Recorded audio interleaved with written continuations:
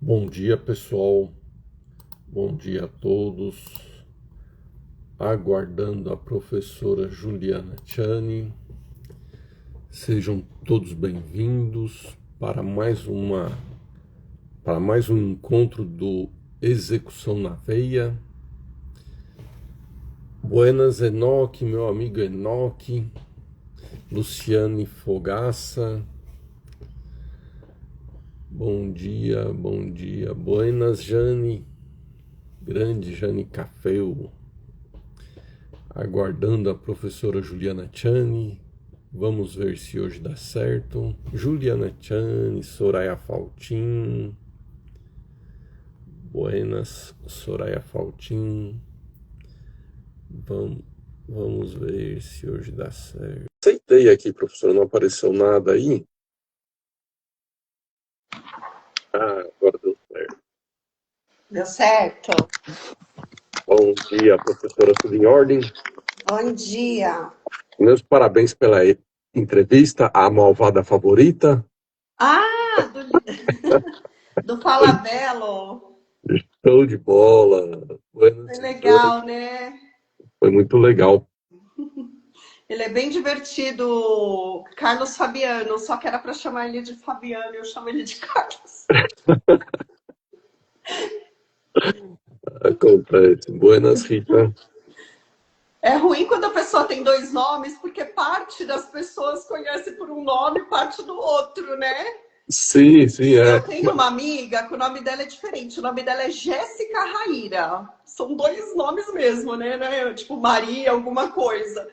Aí eu chamo ela de Jéssica. Aí o pessoal vem, e a Raíra? Eu falo, meu Deus, quem é a Raíra? É a Jéssica. Então, quando a gente chama a pessoa pelo nome, mesmo que seja o segundo nome, ou que não é o nome mais chamada, até aí tudo bem, né? Mas eu costumo, vamos supor, a pessoa chama José, e eu olho para aquela pessoa e aquela pessoa tem cara de João. Eu só chamo ela de João. Acontece isso comigo também. Uma vez eu Nossa. fui numa audiência, eu chamei o meu reclamante 10 vezes de Marcelo, e o nome dele era Alexandre. Acontece. Professora, te passar a palavra para cumprimentar os nossos amigos aí e a gente entrar no tema. Pronto, gente, muito bom dia. A Luciana, a Gislaine, Luciana, gente, Soraya, Enoque, a Estivalete, logo mais eu tô na UAB, Santo Amaro, Gislaine. Gente, muito obrigada, eu não enxergo, mas assim, bom dia para todo mundo. Muito obrigada pela presença de todos. Eu estou tentando abrir aqui a nossa live no computador para eu acompanhar o chat. Eu não sei fazer isso. Deixa eu ver se Você tem dois Instagrams, é isso? Porque aí você consegue, Não, eu não sei. não, eu tô. Mas tu consegue estar ao vivo aqui e entrar em outro lugar com o mesmo Instagram? Eu tô ao vivo no celular e eu entro no computador, né? Ah, não sabia que podia, não. Aí no computador eu consigo ver a live. Agora acho que vai dar certo. Agora deu certo. Aí eu consigo acompanhar. Os comentários. é, Então vamos lá. Bora. Pessoal, hoje nós vamos falar sobre confusão patrimonial. Confusão patrimonial, para mim, é sinônimo de abuso da personalidade jurídica. Por quê? Porque é o entrelaçamento, a confusão entre o patrimônio da sociedade e o patrimônio particular dos sócios, ou mesmo de uma outra empresa do grupo econômico, que não aquela que figura no processo. Desde sempre, a Justiça do Trabalho adotou a teoria menor, a teoria do artigo 28, parágrafo 5º do CDC. Ou seja, bastava a insolvência, o juiz já encaminhava para o sócio, já encaminhava para quem tivesse ali na ficha cadastral, já penhorava contas e tudo, e não sei o que, era do dia para a noite. Com a Lei da Liberdade Econômica, lá em 2019, a Lei da Liberdade Econômica alterou a redação do artigo 50 do Código Civil. Essa nova redação, desde 2019, ela exige critérios objetivos para caracterizar o abuso da personalidade jurídica. Hoje em dia, existem juízes, até tribunais, que adotam a teoria menor, mas não é a maioria. Eu diria que a maioria absoluta adota a teoria maior, que é a teoria do artigo 50 do Código Civil. Isso, Alencar, é isso que eu estou falando. Desde da Lei da Liberdade Econômica, lá em 2019, se adota a teoria maior, ainda mais depois dessas decisões do STF. O parágrafo segundo do artigo 50 do Código Civil, ele conceitua expressamente o que é confusão patrimonial. Ele declara confusão patrimonial como ausência de separação de fato entre os patrimônios. E ele dá as hipóteses, que é o cumprimento repetitivo de obrigações do sócio pela sociedade, ou vice-versa, né? Olha, o meu amigo Sidney de Castro, mentor de Direito do Trabalho aqui em São Bernardo, vai ter uma aula, uma mentoria dele quinta-feira agora na OAB em São Bernardo.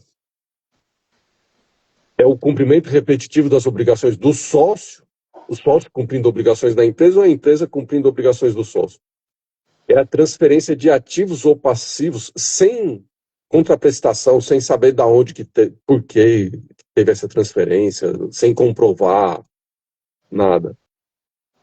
Outros atos de descumprimento da autonomia patrimonial. Então, assim, é super amplo. Outros atos, qualquer ato.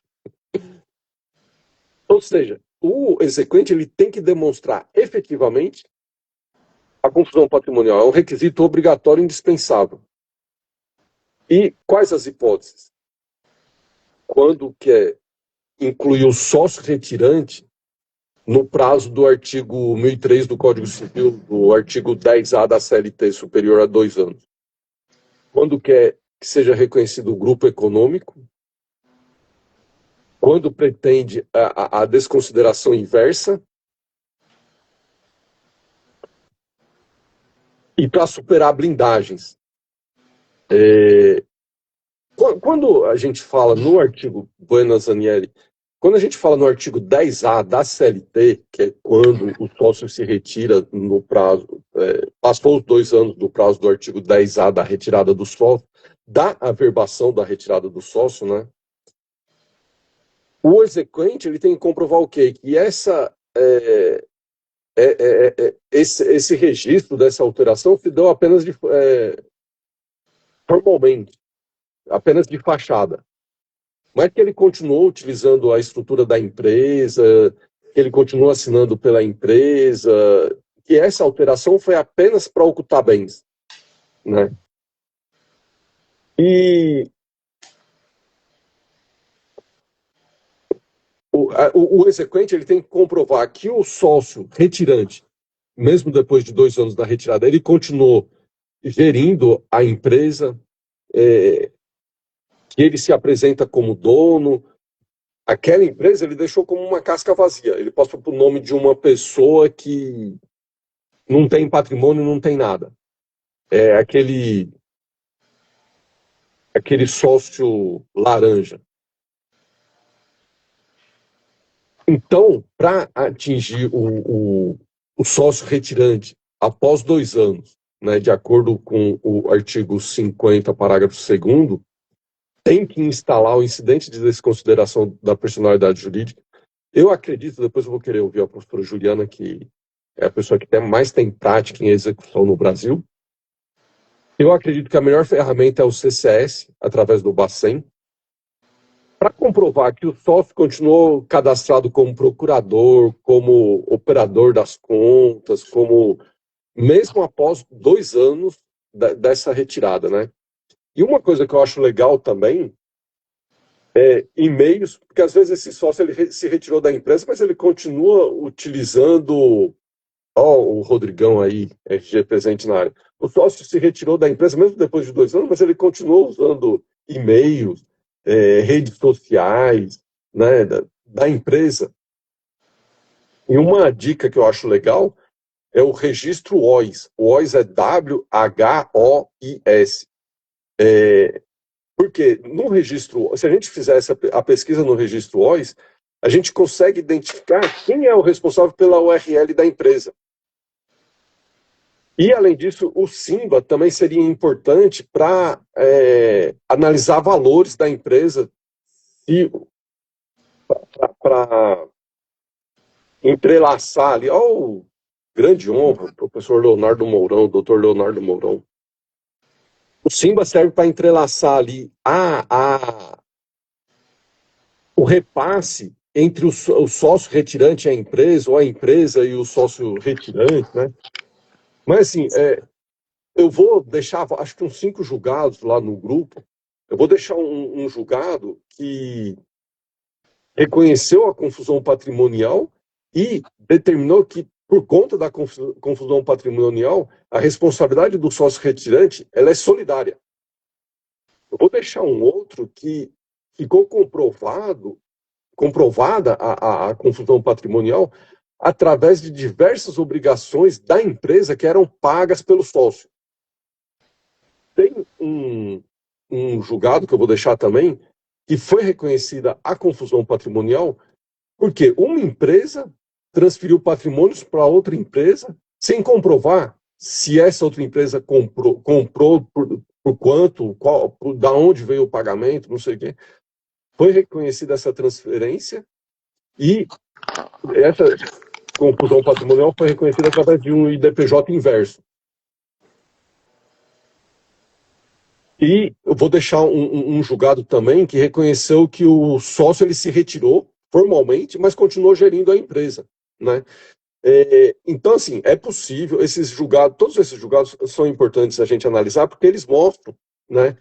A gente tira lá desses julgados, a gente tira elementos para desenhar para o juiz que é possível. E é importante a gente desenhar para o juiz, porque é uma dificuldade fazer o juiz entender isso e utilizar essas ferramentas, né? Parece que o juiz está, eu já falei em outras lives, parece que o juiz está advogando para a empresa, né? E como último detalhe que eu queria falar aqui é que tem um livro chama Confusão Patrimonial no Direito Societário e no Direito Falimentar. E ele elenca ali, lendo, a gente vai anotando várias situações que configuram confusão patrimonial e que os juízes trabalhistas entendem que não, né? Mas eu vou passar a palavra para você, professora, para a gente te ouvir. Ô, professor, quer encerrar a live? Levantar. Você já deu a aula. Imagina. Arrasou, professor, é isso aí mesmo. Então, são várias camadas, né? Vamos lá para o sócio retirante. O sócio retirante, sim, é a teoria da aparência, a simulação, com aquele que o sócio se retira, põe no nome de um laranja, e por trás desse véu, dessa fumaça, ele está lá administrando normalmente como se atual sócio fosse. Então, ali a gente vai trabalhar com o Instituto da Simulação, é 167 do Código Civil, se eu não estiver enganada. E a teoria da aparência. Então, para sócio retirante, sim. Aí, doutor, esses dias eu dei uma palestra na UAB Santo Amaro e me trouxeram o tema teoria maior. E falou como é que a gente ia trabalhar daqui para frente, né? Minhas IDPJs, eu estudava o tipo da empresa. Então, se fosse uma limitada, eu ia para a teoria menor. Se fosse para uma sociedade anônima, eu ia para uma teoria maior. Eu ia vendo qual que é o tipo da sociedade. Se era uma com fins lucrativos ou sem fins lucrativos, porque sem fins lucrativos é muito difícil conseguir a condenação. Então, ali eu ia trabalhando conforme o tipo da empresa. Eu escolhi a teoria que eu queria e ia analisar. Aí, o meu segundo filtro era a turma preventa, que era sempre aquilo que eu falei para o professor. Eu olho onde caiu o recurso ordinário, porque eu só recebo na fase de execução. Então, para mim, até me ajuda, porque todos os recursos vão cair nessa turma que caiu o recurso ordinário. Então, eu sabedora que esse recurso vai cair, sei lá, na primeira turma, eu vou estudar o tema na primeira turma, ver o que eles exigem e vou cumprir para que o meu agravo seja procedente, né, naquela turma. Então, quando a turma apresenta, falava em teoria menor para a sociedade anônima, eu não ficava me descabelando, não. Eu ia lá pedir em primeira instância na teoria menor, eu perdia, aí eu agravava de petição, eu sabia que eu ia ganhar na turma porque a turma aplicava menor, e aí a pessoa tentava ir com recurso de revista e não subia, porque é fase de execução, matéria constitucional, e aí no fim transitava em julgado, favorecia a mim, né? Aí agora, principalmente depois do julgamento do 1232 e do tema 26, os juízes estão aplicando teoria mar para tudo. Então, daqui para frente, e inclusive foi um tema que já foi julgado, que há uns 2, 3 anos atrás, que se tornou tema repetitivo e foi falado em teoria menor para a sociedade limitada, etc. E agora, para você ver, depois de uns 2, 3 anos, volta um novo repetitivo para ver o que vai ser aplicado, e é evidente que a gente vai levar a teoria maior aí, ainda que na Justiça do Trabalho, eu tenho certeza. Se não for, para mim, maravilha, mas eu sinto que eles vão colocar teoria maior. E aí, para tudo agora, gente, eu estou fazendo teoria maior, seja para limitada, se a turma entende que é menor, eu estou fazendo tudo maior, tá? E aí, professor, eu apresentei um modelo que eu até vou dar que foi bem básica essa pesquisa, que foi um IDPJ de teoria maior do Cível, que eu apresentei num congresso lá em Goiás. O pessoal ficou enlouquecido com esse caso. Eu li a minha petição em slide. A minha aula foi a leitura da minha petição. Só que a leitura da petição já era praticamente uma aula. Então, o que eu passei nessa... Que depois eu posso deixar no grupo esse modelo. Professor, eu caí numa turma muito difícil, que eles indeferiam muita coisa, Sensec, Senaseg, CCS, Simba. E para mim, os principais convênios para a gente fazer essa prova, fora a prova emprestada, é o CCS cruzado com Sensec, porque ali vai aparecer os procuradores, os terceiros interpostos, tudo no CCS. Só que eu venho e pego o Sensec para eu ver as procurações. Aí eu peço o teor dessas procurações.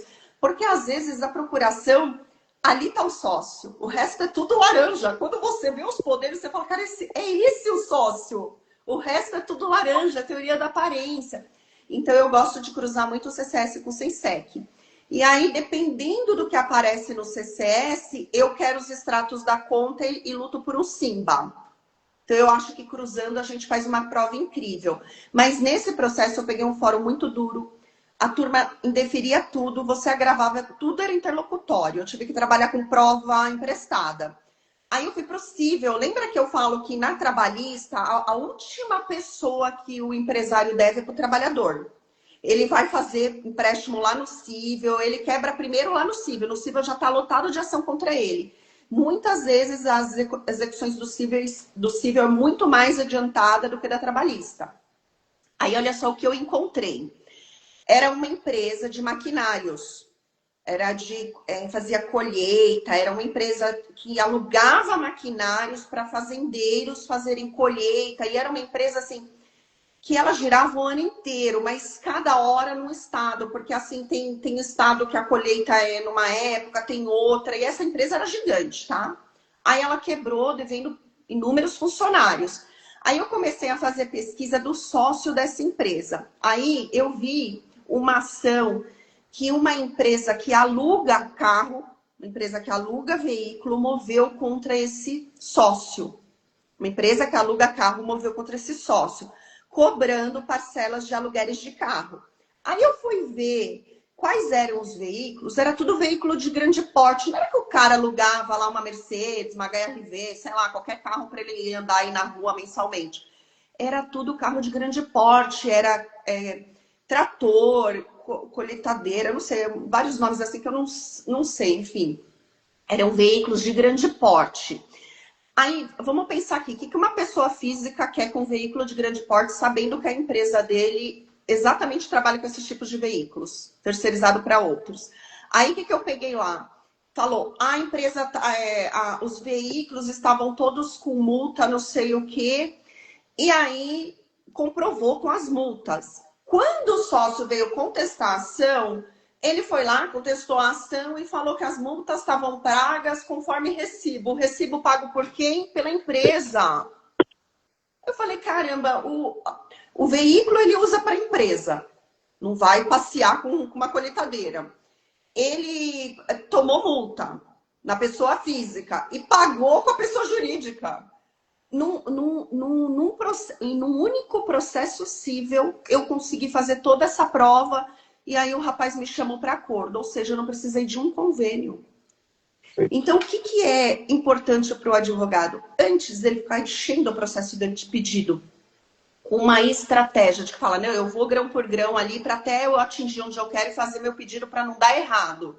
Às vezes você está procrastinando o seu processo, porque ali como prova emprestada tem uma coisa tão básica, um único recibo de pagamento.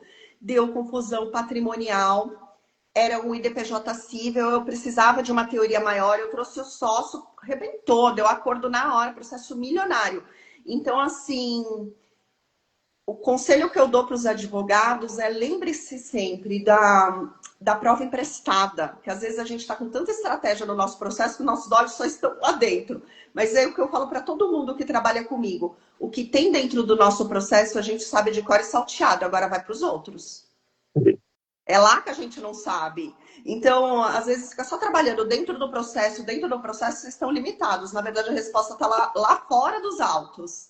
Aí, eu costumo sempre fazer isso, professor, antes de pedir convênio avançado, que às vezes eu posso até ter que agravar, né, porque o juízo de primeira instância entende de ser desnecessário, eu vou para a prova emprestada e gosto muito desse convênio CCS e SENSEC, esses convênios, para cruzar realmente, trazer a procuração no seu inteiro teor, para eu entender quais são os poderes que aquela pessoa vem recebendo, porque ali é a teoria da aparência, a gente vai trabalhar com essa simulação. É o que o nosso amigo do Rio de Janeiro, Rodrigão, falou. Estratégia é tudo. Estratégia é tudo. E assim, se a gente demonstra alguma coisa, que nem no seu caso, você demonstrou tudo, conseguiu incluir o sócio e já fez o acordo. Mas se a gente consegue demonstrar alguma coisa, a gente mostra para o juiz que a gente está pesquisando, que a gente está se movimentando e que a partir daí a gente vai precisar que ele utilize as ferramentas, né? Não sei quem foi aqui que perguntou, esqueci o nome, se o SENSEC precisa de ofício para o juiz. O SENSEC, ele é convênio online, né? O juiz entra no SENSEC e faz aquela pesquisa online. O SENSEC é online. O SENASSEG não é online, é a SUSEP. Mas então, o SENSEC precisa de ofício para o juiz. Então, aí o SENSEC é assim, ó. O precisa. O SENSEC, ele vem uma resposta assim, ó. Fulano de tal tem procuração em tal cartório, tem uma escritura em tal cartório, tem tal coisa em tal cartório. Aí você tem que pedir para o juiz oficiar esse cartório para que ele entregue para você o inteiro teor do documento. Mas a primeira pesquisa é online. Aí depois que você ter a cópia daquele documento, para você saber o inteiro teor desse documento, aí você tem que pedir um ofício para o juiz para ele oficiar aquele exato cartório para que te entregue aquele documento que apareceu no SENSEC no seu inteiro teor. É que assim, a gente não consegue acessar o SENSEC para o SENSEC, tem que ser através do juiz, era isso que eu queria dizer. Não, o SENSEC, assim, ele é público, sim, algumas coisas você consegue, eu às vezes não peço, eu pago por aqui mesmo, eu pego certidão de casamento, certidão de nascimento, escritura de divórcio, alguns documentos públicos você consegue pegar, qualquer pessoa pega, é que é caro.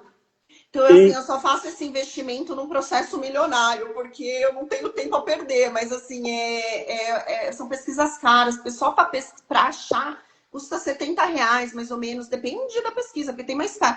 E para você pegar o inteiro teor desse documento, R$150, 200. Então, assim, para o trabalhador ficar muito apertado, às vezes o advogado não tem como fazer esse investimento, e aí vai para ofício, né, professor? É que a pesquisa judicial ela é mais ampla, né? Ela é completa do SENSEC, né? Isso. E a Edna Mendanha, ela fez uma segunda pergunta aí, mas eu vou falar sobre a primeira. A Edna Mendanha, ela está perguntando se, para incluir o sócio na petição inicial, precisa comprovar a confusão patrimonial e os requisitos do artigo 50. Precisa. Aqui no TRT2, nossa, não adianta a Esquece a gente teoria incluir. menor, ela nunca mais vai existir. Esquece a teoria menor. Esquece a teoria menor. A Faz de Edna, conta que a teoria menor não existe para o direito do trabalho, só para o consumidor. Esqueçam, não pratique nenhum ato com o artigo 28. Não façam isso. Vai anular tudo, professor?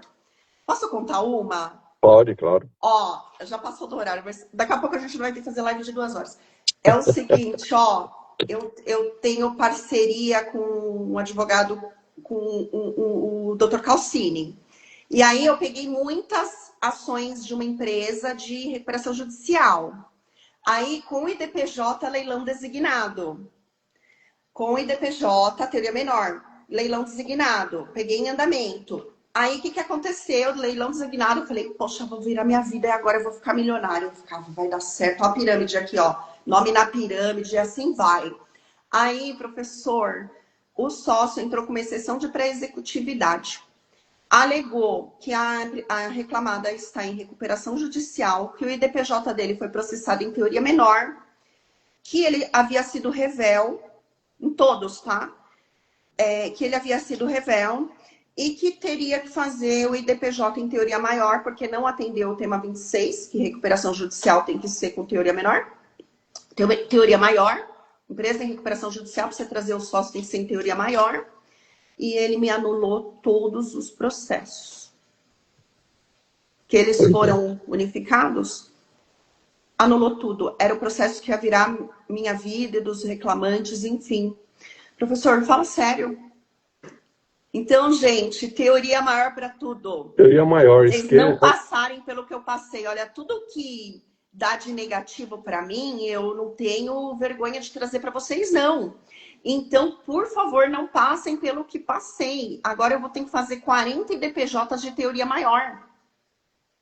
Não, a teoria menor é tudo que o executado quer, porque a gente só vai perder tempo, vai chegar no tribunal e ele vai reformar. Agora, o que é mais engraçado, professor, vamos lá, que quando a gente lê o tema, ele fala assim, não alcança as sentenças transitadas em julgadas. Segurança jurídica, fala E que não revel alcança. ainda, né? Agora, vamos lá, a pessoa não foi revel? Não transitou em julgado? Pois é. Não consigo entender, professor. Então. Por isso que eu sempre falo, parece que os juízes advogam para o executado, né? Foi pro TST, nem leu. Perdi foi a tempo. Sim. E dinheiro, porque foi dinheiro. Ó, o mestre das NRs, salvo engano, se ele ainda estiver na live, não sei se ele ainda está na live, salvo engano, eu acho que está com inscrição aberta para o curso de NR do professor Aderson Pessoa Júnior, né? Ele está falando aqui que consegue com certificado digital. Eu acho que o certificado digital ele não consegue fazer uma pesquisa ampla, mesmo paga, no Sense. Eu acho que não sei, mas se ele souber aí. Ele está aí, ó. Eu não sei também, ampla eu não sei. Eu sei assim, acho que não, eu acho que não. Mas se ele tiver e puder ensinar pra gente, é aquilo que eu sempre falo, aqui é um local que a gente aprende e ensina, né? Porque eu vou Todo direto, mundo por tá exemplo, sempre aprendendo. eu vou numa matrícula e vejo assim, que a pessoa é casada no regime de comunhão parcial de bens, e aí às vezes fala o cartório e as folhas na matrícula. Aí eu não vou ficar pedindo ofício, eu leio lá, tá no cartório, tá. Eu falo para as meninas, vai lá no então sem ser que aí pega essa procuração, ou essa certidão de casamento, ou não sei o que lá. Então aí eu direciono. Agora, quando eu quero ampla, se é um dossiê que o cliente aplicou dinheiro, que eu aplico o leme forense, o leme forense aparece tudo. Então, aparece procuração, escritura, então tudo bem. Aí, nível nacional também. Agora, se não tem nem o investimento desse advogado ou do reclamante nesse processo de parceria, aí eu vou de ofício mesmo. Eu peço ofício sem SEC ao juízo. Isso. Professor, eu acho que é isso. Eu vou deixar esses julgados lá no grupo Execução da Pena, no grupo de WhatsApp. Quem ainda não está no grupo, o link está na minha bio. E eu convido todos para se inscrever no nosso canal Execução na Veia lá no YouTube. Eu estou transferindo essas lives para o canal lá na Execução na Veia. Quanto mais pessoas, quanto mais tiverem inscritos no YouTube, assistir, essas coisas, né, mais ferramentas do YouTube a gente vai conseguir. Aí, quem sabe, a gente consegue ter uma live no YouTube, que a gente vai coloca material, igual essas que o professor Fabiano Coelho coloca, que ele coloca jurisprudência, ele comenta. Mas aí a gente precisa ter mais engajamentos no YouTube. Então, quem puder, eu agradeço muito. Obrigado, pessoal. Tamo junto. Agradeço a todos. E passo a palavra para você, professor. Também quero agradecer a todos. Eu vou pedir para o pessoal que entrar na nossa live, dar um print, colocar lá no Instagram e marcar a gente para dar uma girada. Gente, muito obrigada. Entrou bastante gente hoje, professor. Tá crescendo o canal. Muito obrigada. Eu queria deixar aqui um agradecimento antes, professor, que eu queria mandar um beijo para os meninos do Execução Efetiva. Ontem eu mandei para eles o vídeo, eu sou muito fã deles, eles têm um carinho enorme por mim, então assim, não existe competição, chateação, não existe nada. Então, assim, é uma delícia, eles são incríveis, o Leandro e o Danilo, então eu quero mandar um beijo para eles, que eles, com o maior carinho no vídeo de ontem, e fui lá no podcast, eu não podia deixar de falar deles, porque começou tudo ali. Deixar um bom dia para todo mundo que está presente hoje na live. Quinta-feira tem mais Execução na Veia. Então, eu conto com a presença de vocês e desejo a vocês um final de semana aí, já estamos na quinta, sexta, de um diário oficial repleto de alvará e notícias positivas para todos vocês, tá bom, gente? Final de semana abençoado e até quinta-feira, 8h07, com Execução na Veia. Até mais. Até mais. Boa palestra. É hoje ou amanhã a sua palestra aqui no Jabaquara, né? Amanhã, já não. Ai, eu posso confirmar depois? Eu esqueço. Ah, tranquilo, a gente se fala lá no grupo. Eu falo no grupo porque eu não lembro se eu tenho amanhã um compromisso, mas eu acho que não é palestra minha, eu acho que é palestra do Dr. Valdir Florindo. Ah, Que eu tá vou bom, como então. convidada, mas não é minha. Agora, a minha, eu não sei se é amanhã, mas eu sei que eu tenho uma palestra eu tenho 2 aulas já marcadas com o Júlio com o Trabalho Notável. E na UAB Santo Amaro, que eu vou começar a dar o meu curso mesmo. Vai ser o meu primeiro curso fechado com a UAB, que vai iniciar lá na Santo Amaro, que eu achei muito incrível. Parece que a Santo Amaro é a maior, né? A UAB ali, não tenho ideia, mas me falaram isso. E é isso, começar no mês 10 esse curso. Vai ser presencial. Quem quiser participar desse curso vai ser incrível. O curso é só prática, é prática mesmo de execução trabalhista, então vai ser incrível. Então eu conto com todos vocês lá, vamos para esse curso aí, a OAB Santa Marta tá linda, linda, linda, linda. Legal, obrigado, professor. Obrigado, pessoal. Tchau, tchau.